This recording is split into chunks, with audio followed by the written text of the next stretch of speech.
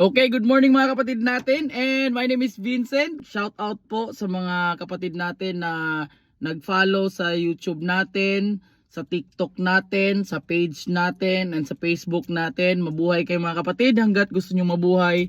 So, yung topic natin for today, magsimula tayo sa tinatawag nating discouragement. So, bakit po discouragement po yung topic natin? Kasi sa buhay natin, normal po na maraming discouragement.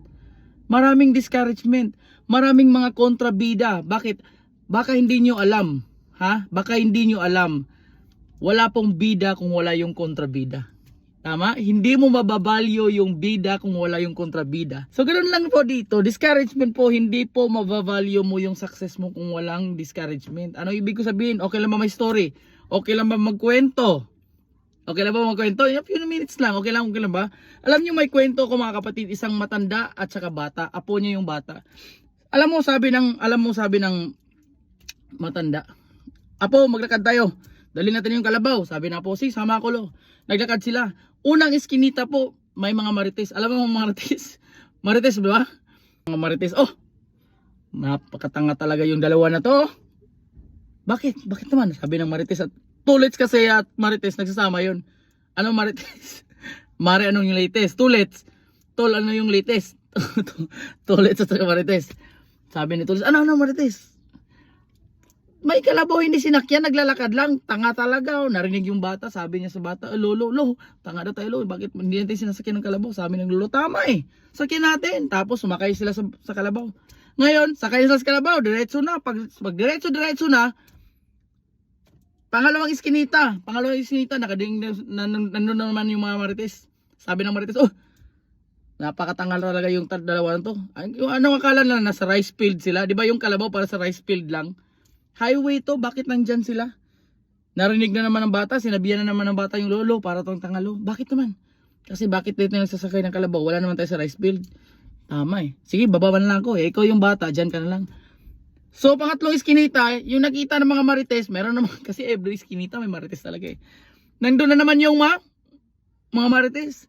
Nakita nila yung bata nakasakay sa Carabao, tsaka yung matanda naglalakad. Tax. Sabi ng mga marites, napakawalang puso ng bata na to. Bakit? Yung matanda, may mga arthritis na yan. Bakit yun pa yung pinalakad? Yung bata, ano pa yan? Wala pa yung arthritis. Strong pa yan. Bakit siya yung sumasakay? Narinig ng bata, sabi niya, lo, baba ako lo, ikaw yung sumakay dito. Bakit? May narinig akong mga marites dun. Sabi nila, wala daw akong kwenta. Kasi ako yung bata, ikaw yung matanda, sakay ka lo. Yung lolo sumakay na naman, yung bata naglakad. Ngayon, pangapat ng iskinita. Nandun na naman yung mga marites. Grabe talaga yung mga marites, no? Kahit saan nandun. Pagpunta ng mga marites, sabi nila, oy, walang kwenta talaga itong matanda na to. Ha? Siya na yung matanda. Siya pa yung nagsasakay, yung bata, yun pang pinalakad, walang awa sa bata. Sampahan natin ng child abuse.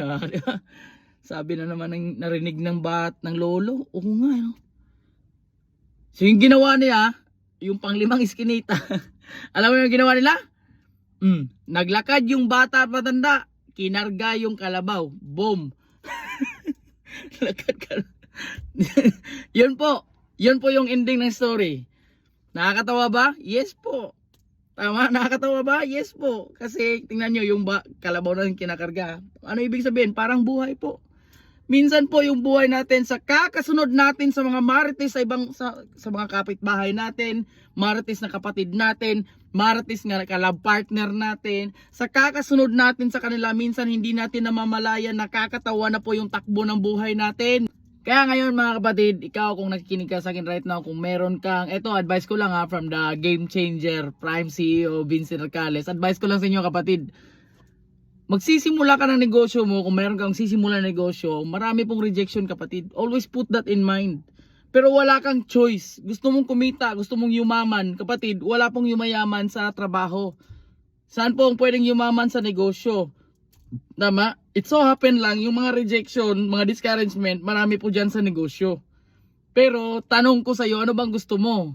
Yayaman ka or hindi? Aasenso ka sa buhay o hindi? Mababaon ka sa utang or maraming savings? Saan ka mo gusto? Kapatid, whether you like it or not, wala kang no choice. Tatanggipin mo yung mga rejection kung gusto mong kumita ng malaki. parang ganito, negosyo. Magsisimula ka ng negosyo, puhunan pa lang dami ng rejection yan. Tama? Puhunan pa lang dami ng mga nagre-reject yan. Ay, ang laki. Dami nang tumatakbo sa number 1 rejection yan sa sarili mo. Tama? Marami talagang tatakbo sa uso mo. Ang mahal, saan ka kuha ng ganun kalaking pera. Tama? Tapos yung mga paraan mo dyan, ngutang ka. Tama? Yung iba maglo-loan. Tama? Yung iba manghihingi sa parents or magulang. Para-paraan eh. Pag gusto maraming paraan, pag ayaw marami namang dahilan eh. Tama or tamang-tama. Pero aminin mo sa hindi, marami talagang rejection. Marami pong umayaw. Sa akin po, that time nagsisimula ako, yes, meron pong rejection. Imagine mo, yung starting ko po, that time na negosyo ko, 9,000 that time. Tama? After the orientation, uwi ako ng bahay, ma! Yayaman na tayo. Yung mama ko una sinabihan ko, ma, dato na tani, ma. Kasakyanan ako. Yung excited. Yung parang, syempre, ako honestly speaking, nung simula ko, walang driver's license. Hindi ako marunong mag-drive ng kotse. Walang idea talaga. Tama? Tapos biglang umuwi sa bahay, ma, dato na ko ane, grabe. Anak ko dito. Makapalit akong sakyanan, makapatukod akong balay, ano ba? Yun niya dong, paul makong 9,000. Sabi ng mama ko, nabuang na ka.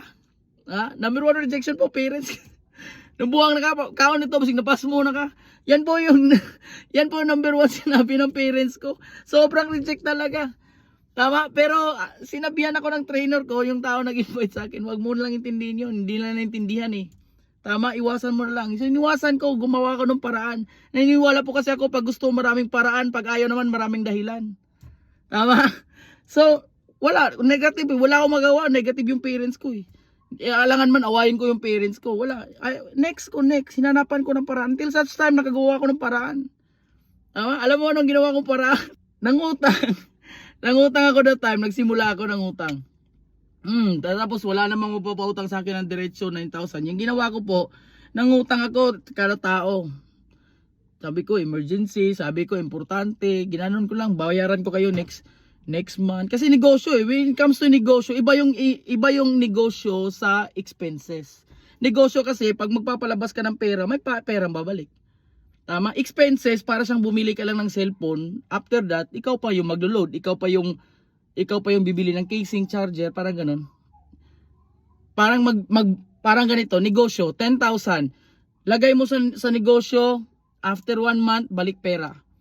10,000, lagay mo sa birthday. After 1 month, wala tae na yun. Tama? After 1 month, kinain na yung mga foods na yan. 10,000, ilagay mo sa fiesta. After 1 month, wala. Thank you na yun. 10,000, lagay mo sa business. After 1 month, pera na yun. Yun yung ginawa ko. May produkto eh. Yung ginawa ko produkto, yung mga inutangan ko, binalikan ko, pinautang ko. Alam mo bakit ako nangutang sa'yo? Siyempre, magbabagong tao na ako eh.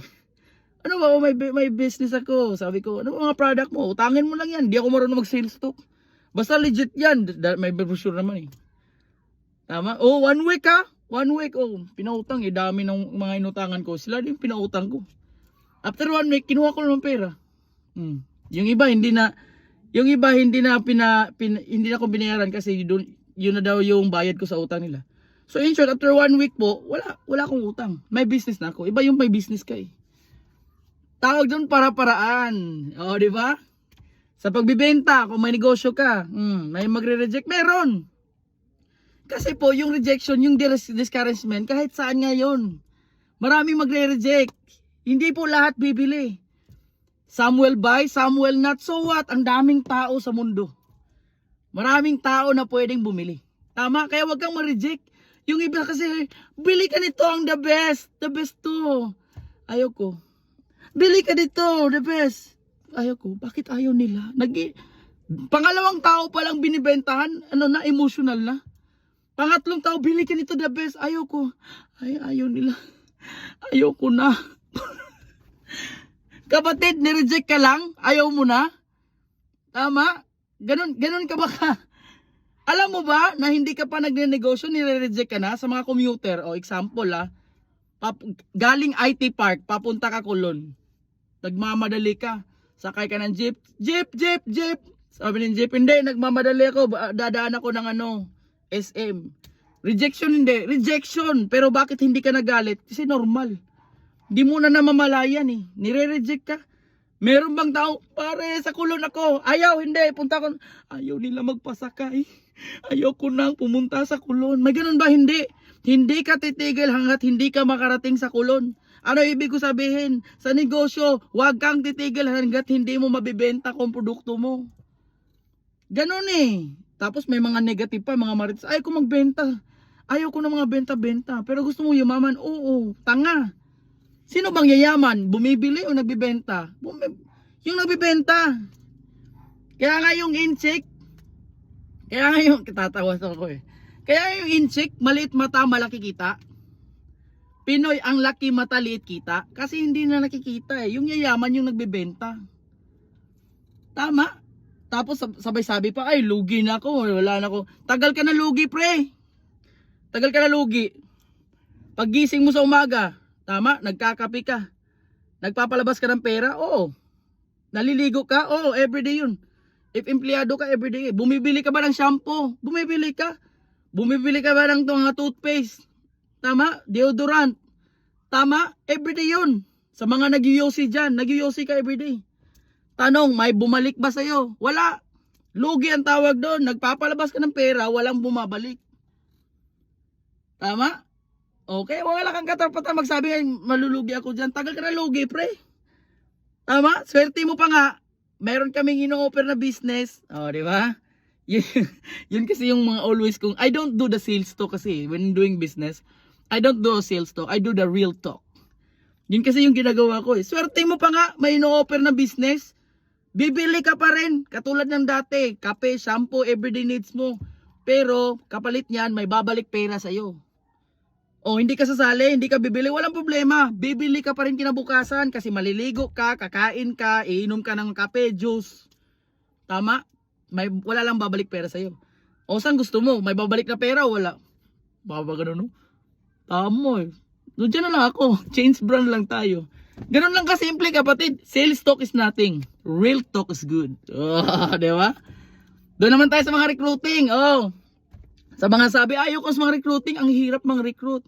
Ayaw ko sa mga recruit kasi ang hirap.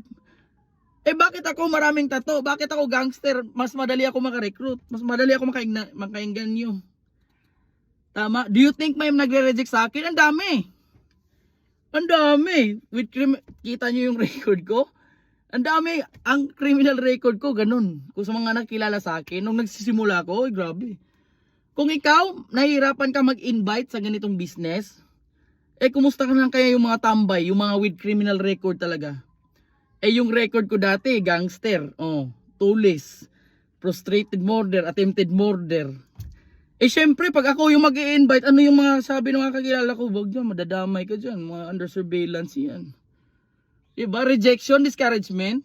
Oo, kung mahina ako dito, kung wala akong lakas ng loob, ay grabe.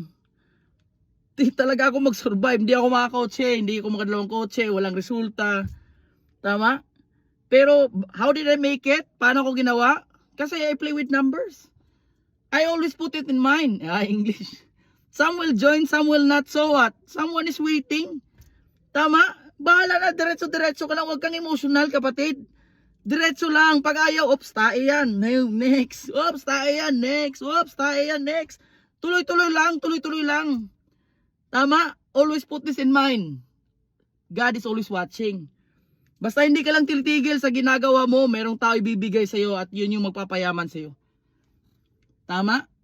Ganun lang talaga yung mindset ko, kapatid. I don't count the effort. I don't count the rejection.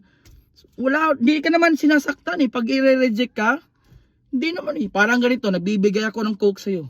Friend, coke. Sabi mo, no. Tapos anong gawin ko? Ay, ayaw niya ng coke. Ay, shit, I'm hurt. Hindi naman ganun eh. Baka kasi ayaw niya ng coke, baka gusto niya Sprite. Parang ganun lang. Taasan mo lang yung level ng pag-iisip mo. Taasan mo lang yung mindset mo. Yung pag-iisip, thinking mo ba, palakihin mo yung utak mo. Pag i-reject ka, next. Pag ayaw din, wag. Ayaw mo, no means hindi. No means hindi pa right time. No means wala pang pera. Di next ka lang. Promise. Play with numbers. Sa 10 tao may invite mo, may isa. Gusto mo 2 tao ma-recruit mo? 20 na tao, may 2. Ganun lang yung mindset. Kaya ako, kahit saang business ako lagay, ang dali ko pa talaga makabuild.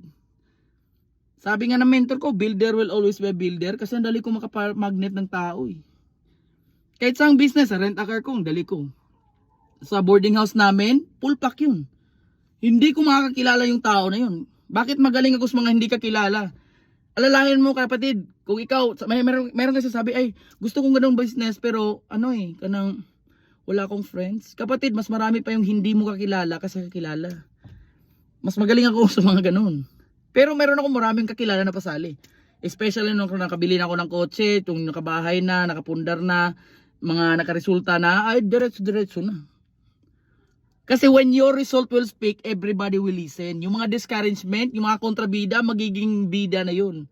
Magiging supporter na yun. Kasi yung mindset ng mga taon, if you can't beat them, join them. Tama? So yun, bakit ko tinuturo sa inyo kapatid? Para subukan nyo. Tama?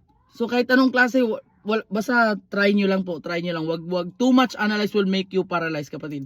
Subukan nyo lang po. Try nyo lang po.